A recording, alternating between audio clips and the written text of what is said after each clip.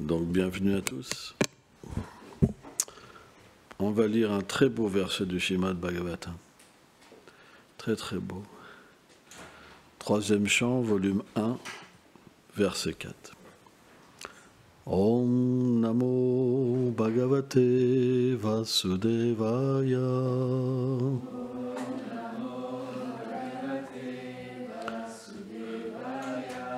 Om Namo Bhagavate Vasudevaya.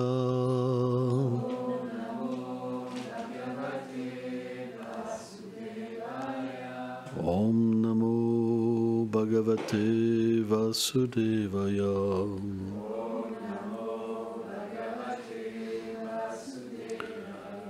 Samurtam Habhutusnim Krishnam Glim Sudayam Pricham Tivrina Bhakti Yogena Nimam Gyam Sadhu Nivrataha. Traduction. Complètement intoxiqué par la joie extatique, au souvenir même de son plus adoré maître et ami Shri Krishna, il ne put répondre pendant un moment, parce que ses yeux étaient submergés de larmes d'amour pour lui. Commentaire. Selon Srila Vijayanath Chakravarti Thakur, ce verset décrit Uddhava dans son souvenir de Krishna.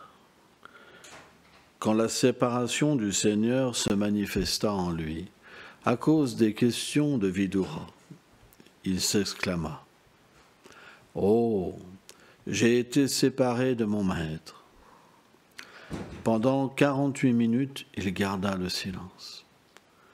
Pendant ce temps, à travers le souvenir, il se délecta du nectar de la beauté de Krishna. Il se rappela de ses pieds pareils au lotus, puisqu'il l'avait rencontré personnellement. Il devint submergé dans la douceur de l'amour de Dieu, qui apparut lorsque sa séparation de Krishna augmenta, ce qui lui fit oublier son affliction précédente. Il resta ainsi dans un état d'extase.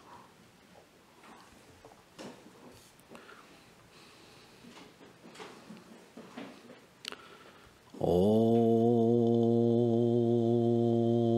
Gana Timilandasyam Gadam Shalam Shalakayo Shakshur Miritam Jena Taisme Kulave Namaha. Shri Chaitanya Manobhistam Stapitam Jena Bhutale Swayam Rupa Kadamayam Dadati Swa Padantikam. He Krishna Karuna Sindhu Dinabandhu Jagatpate Gopesha Gopika Kanta Radha Kanta Namostute.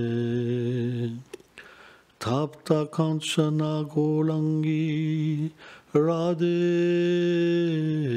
Vrindavaneshvari Brichabhanutsute Devi Pranamami Hare Priye.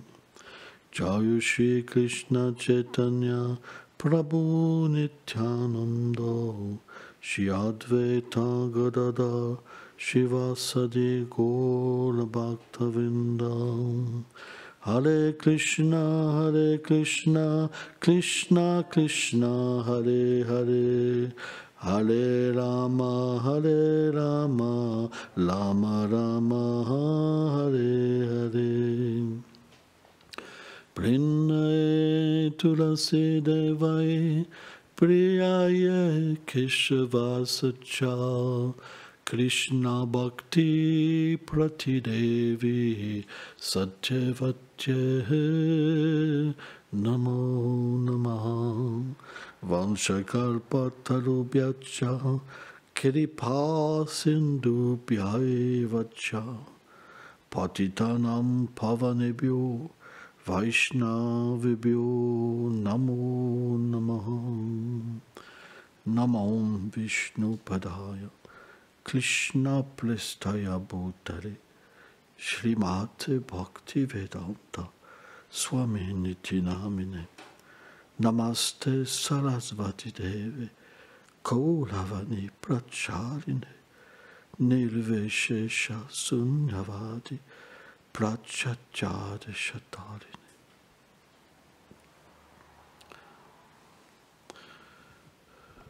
C'est un verset très élevé, parce qu'il parle du souvenir, de la rencontre avec Krishna. Uddhava est un associé éternel du Seigneur, et il a la capacité, selon sa qualification, parce que Dwarka est un endroit où le Seigneur manifeste pas toute sa douceur, mais une partie de son opulence. Parfois, il apparaît avec 4 bras, par exemple, Vasudeva Krishna. Mais Uddhava a une certaine amitié avec Krishna. Dans la sphère spirituelle, lorsque les dévots sont imbibés d'amour pour le Seigneur suprême, à travers leur corps, qui est une forme extatique de sentiment, alors ils ont ce pouvoir de boire la beauté et la douceur de Krishna, et de procurer au Seigneur une grande satisfaction. Mon dévot m'aime, il faut que je me donne, il faut que je me donne. Krishna réciproque, Itamam Prapadante, il se donne. Quand il y a l'amour, il se donne. Quand il y a le désir de libération, il devient une lumière. Quand il y a un désir d'être avec le Créateur, il devient Paramatma dans le cœur. Il prend la forme de son adorateur, mais il se donne. Lorsqu'on est un matérialiste, il se cache. Mais c'est toujours dans la réciprocité. Il est l'objet de l'amour. Il est l'objet de la miséricorde. Et tout le monde le voit ou l'oublie selon son désir. Ce monde, il l'a créé pour ceux qui ne voulaient pas être avec lui. Et c'est parfait. On peut l'oublier à chaque instant. Mais, pour le dévot qui est qualifié, alors Krishna se montre. Tadvidi paripasana sevaya. C'est ça le gourou. Gourou, ça veut dire il l'expérimente. Gourou, ça veut dire qu'il connaît Krishna. Sans ça, c'est pas gourou. S'il n'y a pas l'expérience, qu'est-ce qu'on donne? Des règles, des histoires, on apprend plein de choses, mais on ne sait pas quoi on parle.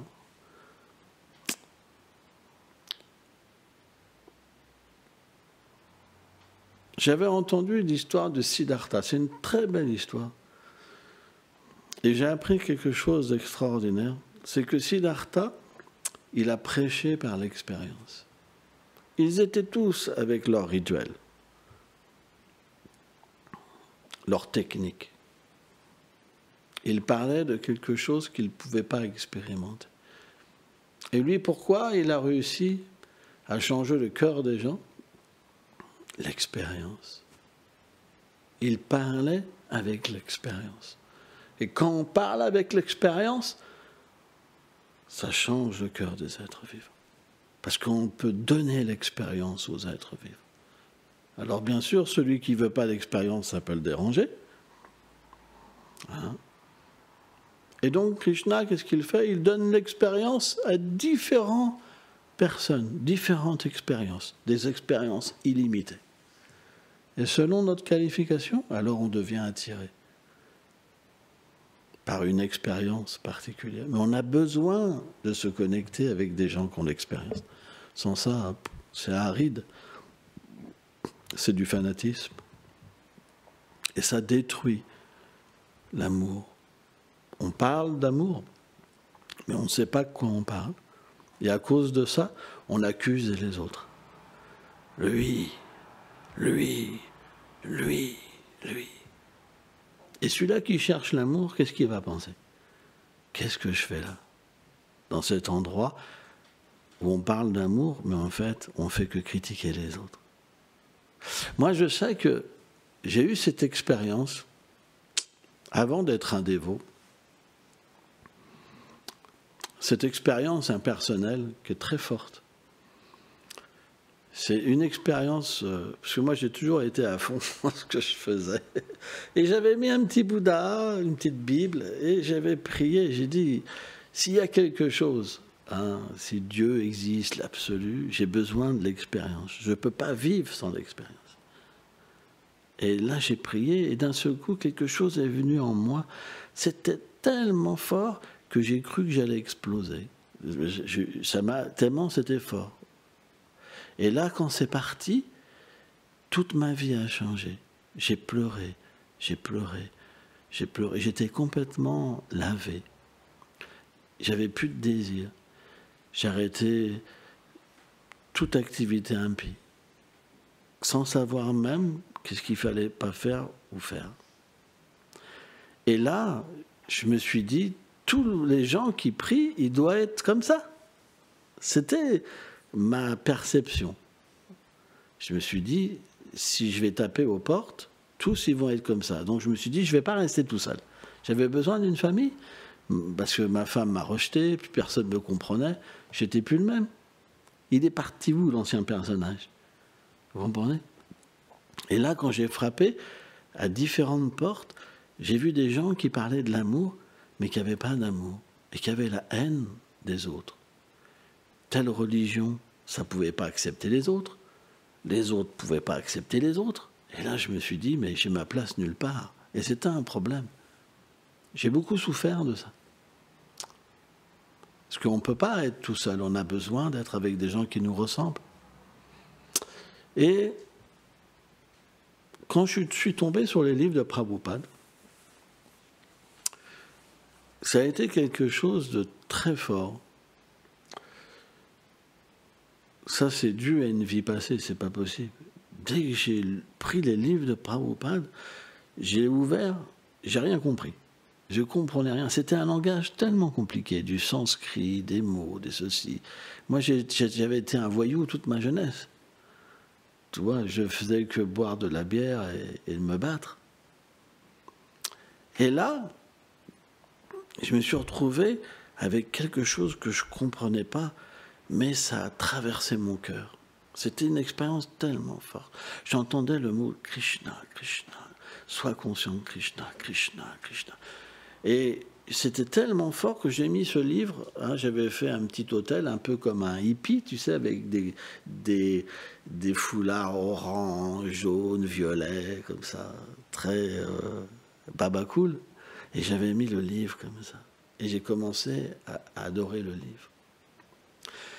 Et 2 jours après ou le lendemain, j'ai rencontré une dévote. C'est très... Krishna fait vite les arrangements. Mais quand j'ai rencontré la dévote, elle voulait me vendre son livre, que j'avais déjà, et je voyais, elle me parlait de quelque chose qu'elle ne comprenait pas. Elle n'avait pas l'expérience. Mais parce que ce livre, il a été pour moi une révélation, j'étais quand même attiré par rencontrer les dévots. Parce que mon expérience,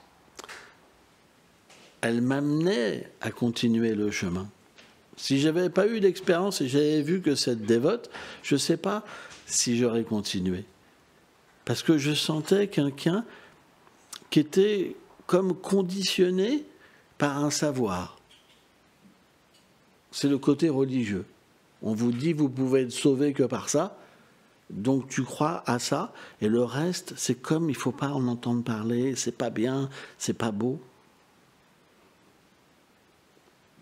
Et automatiquement, ce n'est pas du tout ce que je recherchais, puisque j'avais déjà frappé à des portes avant, et j'avais l'impression de voir la même chose. Mais parce que ce livre, il transperçait mon cœur, le Bhagavatam, j'ai été. Et là, ma rencontre avec Krishna, elle a été complètement particulière et tellement puissante.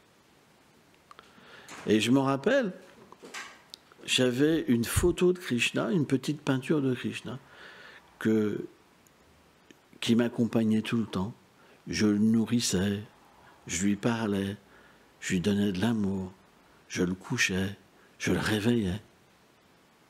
C'est comme si que je reprenais en fait mes activités d'une vie passée. Et je me suis complètement absorbé dans cet amour. Mais quand j'ai rencontré les dévots, ça a été un choc aussi. Parce que beaucoup, en fait, de dévots n'ont pas forcément l'expérience. Et c'est difficile. Mais après, on comprend. On comprend que c'est normal. Tout le monde est différent. Tout le monde a une expérience différente. Il faut bien aussi commencer parfois. Mais lorsque la rencontre de Krishna se fait dans notre vie, c'est quelque chose qui ne peut jamais s'oublier. Jamais. Parce qu'on devient cher à Krishna. La rencontre de Krishna, la véritable rencontre de Krishna, ça veut dire expérimenter Prem. Et Prem ne peut pas s'expérimenter dans un corps matériel. On a naturellement l'expérience de notre vérité éternelle. Et là, quand on se rappelle de Krishna, automatiquement, ça crée le souvenir de Krishna. Ça crée que Krishna vient. L'expérience peut complètement se manifester. Or, Uddhava, lorsque Vidura lui parla, il a commencé à se rappeler de Krishna. Et là, naturellement, Krishna est apparu en lui. Et cette absorption était tellement forte qu'il a tout oublié. Tout. Et les symptômes d'extase se sont manifestés en lui. Alors bien sûr, la différence, c'est que Uddhava, il a un corps transcendantal, c'est un associé du Seigneur. Alors qu'une personne qui a pris naissance, en fait, dans le monde matériel et qui atteint la perfection, il peut complètement avoir une expérience avec une autre personnalité de lui-même. Alors qu'Uddhava, lui, il n'a pas besoin d'avoir une expérience avec une autre personnalité que lui-même, puisqu'il est l'associé du Seigneur éternel. Mais le point,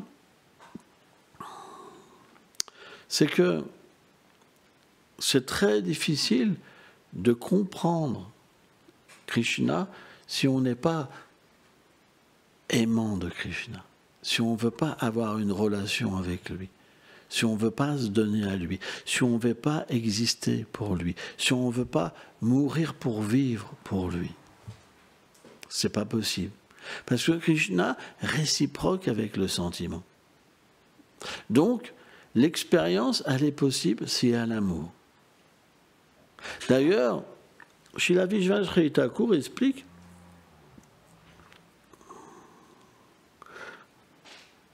que sans dévotion, aucune voie ne porte les fruits.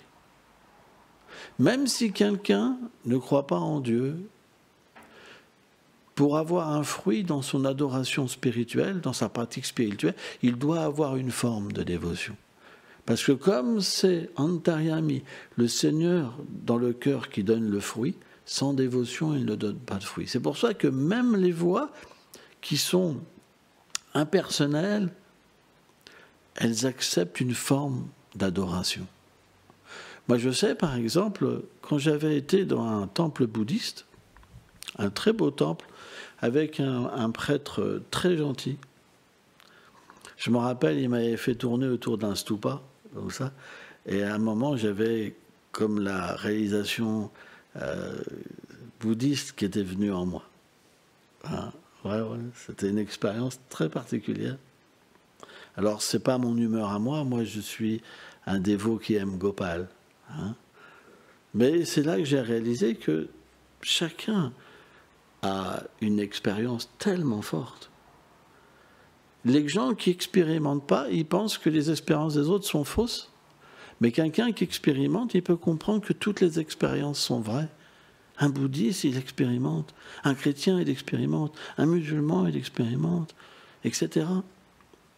Tout le monde a une expérience forte, pleine, qui le satisfait. Parce que c'est son besoin. Et par contre, quand on est situé dans une extase particulière, et parfois le Seigneur nous fait goûter une autre extase, c'est quelque chose qu'on accepte momentanément, mais ce n'est pas notre nature éternelle. Par exemple, quand Arjuna il a vu la forme universelle, Srila Vishvacharya Thakur, il explique, Krishna lui a dit, maintenant tu vas méditer sur cette forme. Et Arjuna a dit, mais moi j'ai pas envie, je veux pas méditer sur cette forme, je veux ta forme à deux bras. C'est celle-là que je veux, c'est celle-là que j'aime. Il dit, non. Maintenant, tu vas méditer sur celle-là. Donc ça, c'est les jeux du Seigneur suprême. C'est très difficile à comprendre. Quand on est habitué à méditer sur le Seigneur avec de la peur, c'est difficile à comprendre qu'il peut même blaguer sur un champ de bataille. Il prend une forme universelle, il blague avec son dévot. C'est difficile à comprendre. Ça va jusqu'à là. Hein. Ça, c'est renversant. On ne peut pas comprendre ça si on a de la peur en nous et de la vénération. D'ailleurs, Nishingadev, il a dit à Prahlad Maharaj, défais-toi de ta peur. On ne peut pas atteindre le Seigneur par la peur. On atteint le Seigneur par l'amour, par la libération de la peur. Ça, c'est très important. Mais Krishna lui a dit, non. En fait, comment Krishna a fait? Il lui a donné des yeux divins, donc des demi-dieux pour voir la forme universelle, mais il avait la fonction du mental comme un pur dévot. Donc il voyait cette forme et il disait Ugra, elle est terrifiante. Et après il a dit à Krishna, il dit d'accord, j'ai vu ta forme universelle, je te crois, t'es Dieu, mais maintenant reprends ta forme à deux bras. Qu'est-ce que ça signifie? Ça signifie que quand le sentiment spirituel est établi dans le cœur du dévot, même si le Seigneur lui donne une extase autre, il désire revenir dans son extase éternelle.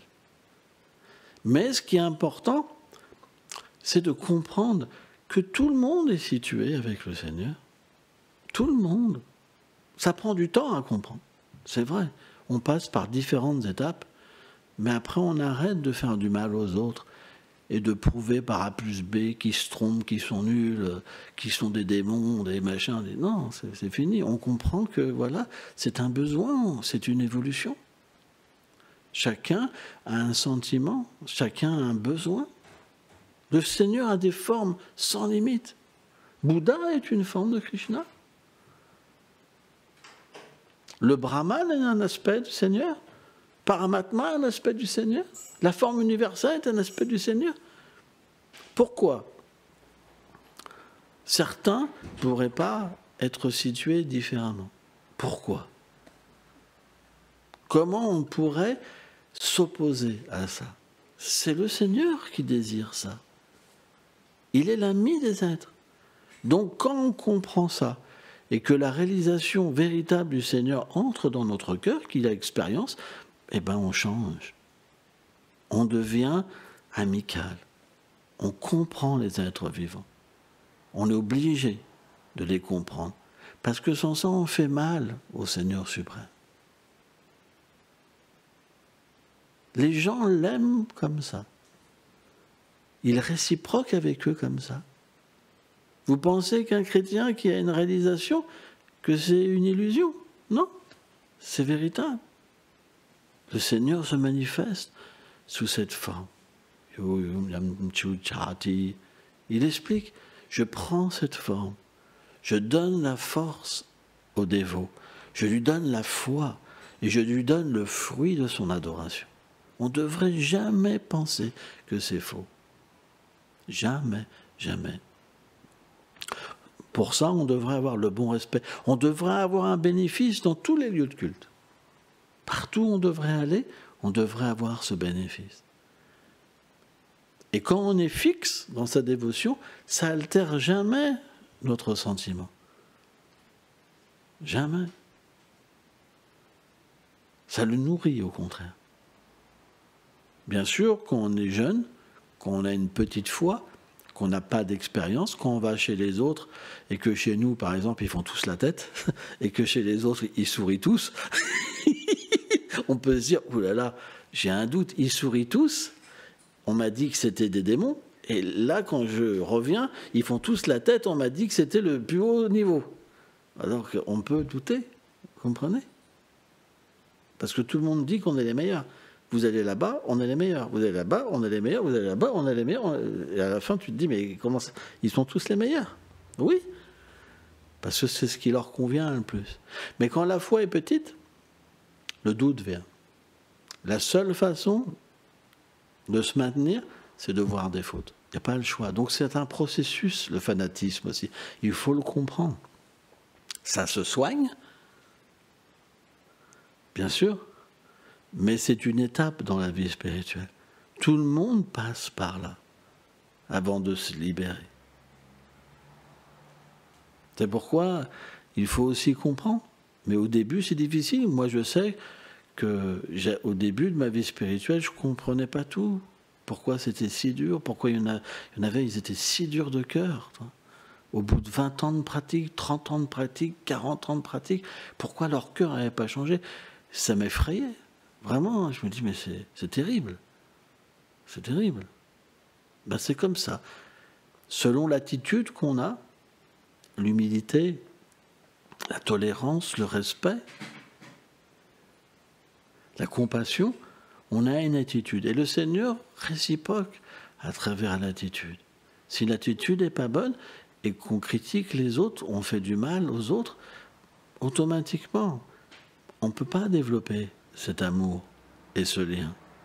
Alors bien sûr, parfois, certains acharyas, comme Prabhupada, par exemple, qui sont des bergers, ou comme Jésus a dit, nul ne va au Père que par moi.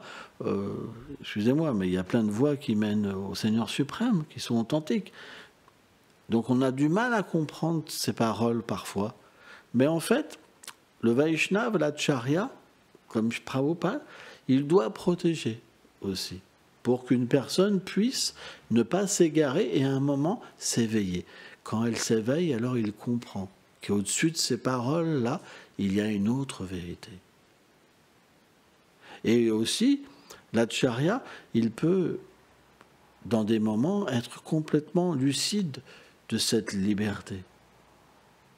On voit chez la Prabhupada, par exemple, bon, on répète souvent, quand les disciples sont venus, ils disent qu'ils avaient vu des musulmans, Prabhupada, ça serait tellement merveilleux qu'ils chantent les noms de Krishna. Ils auraient pu s'attendre, oui. Et Prabhupada dit non. Pourquoi? Ils chantent les noms de Allah. Pourquoi ils devraient chanter les noms de Krishna? Vous comprenez? Parce que le Vaishnava, il est l'ami. Il sait ce qui est bon pour l'être vivant. Pourquoi briser la foi d'une personne? Qu'est-ce que ça rapporte? Si quelqu'un n'a pas la qualification. Krishna lui-même dans la Gita explique ça. Si un Gyani, il dit à un Karmi, Gyani, celui qui est au niveau de la connaissance, de l'âme, il dit un Karmi, celui qui est simplement dans l'action intéressée, qu'il adore la vérité pour recevoir des furies matérielles, comme l'atteinte du paradis, qui lui dit « Ce que tu fais, c'est nul, ça ne sert à rien, on est l'âme. Pourquoi tu vas aller au paradis? Ça ne sert à rien. » S'il abandonne sa voie, sa qualification, et qu'il accepte une qualification supérieure, il devra l'abandonner. Parce qu'il n'a pas cette qualification. Il n'a pas cette foi appropriée. Et comme on lui fait perdre sa foi dans ce qu'il était qualifié, alors Krishna explique qu'il se retrouve perdu. C'est pourquoi il faut faire extrêmement attention avec la foi. plus on respectera la foi des êtres, et plus on se rapproche du Seigneur. Et ça, malheureusement, c'est très mal compris. Hein. Moi, j'ai été aussi fanatique, tout le monde passe par là, hein, comme ça. Hein. Parfois, pour être dans un groupe, il faut aussi accepter le fanatisme, sans vous accepte plus. Hein. Moi, j'ai dû passer par là aussi, mais ça n'a pas duré longtemps parce que je ne pouvais pas être comme ça. Et après, il faut du temps pour se libérer. Mais le point, c'est qu'on doit être heureux que les gens progressent. On doit être des amis, c'est super important. Et après, l'expérience du Seigneur viendra. Mais d'abord, la bonne attitude. Hein. Merci beaucoup.